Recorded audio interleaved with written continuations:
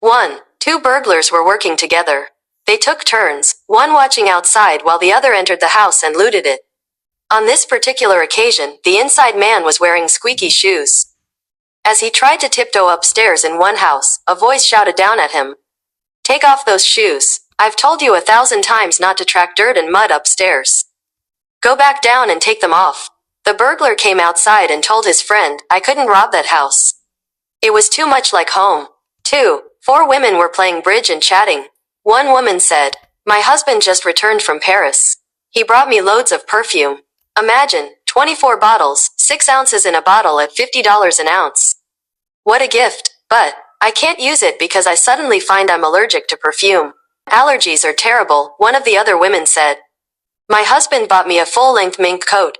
Guess what? I can't wear it because I'm allergic to mink." The third woman spoke up and said, "It's the same with me. My husband gave me this beautiful diamond bracelet, but I can't wear it because I'm allergic to diamonds." The fourth woman suddenly rushed to the bathroom where she threw up her lunch. "How awful," her friends said.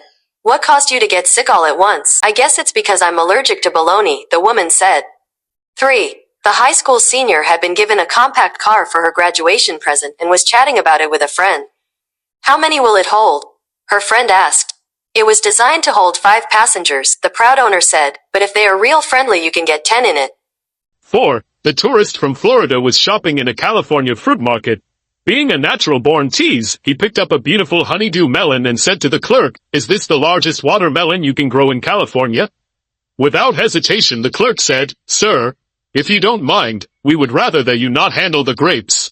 5. Two men who worked for a disagreeable boss were chatting when he passed them in the hallway and went into his office and shut the door. "Boy, is he hard to get along with," the first man said.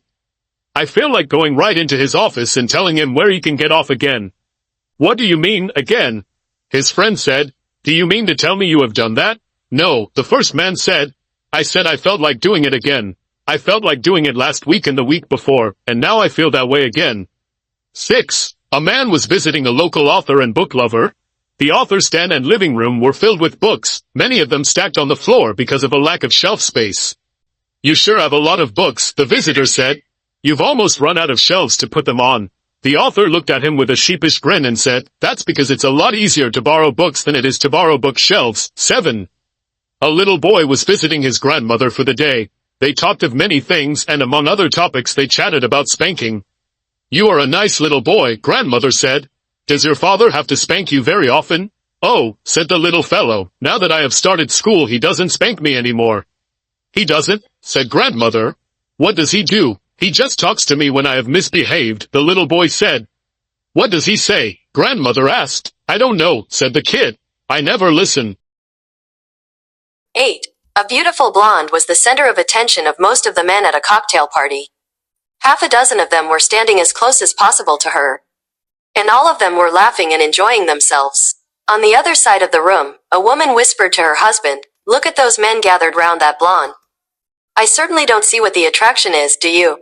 "No, I don't, so I think I'll go take a closer look," he said as they sauntered across the room.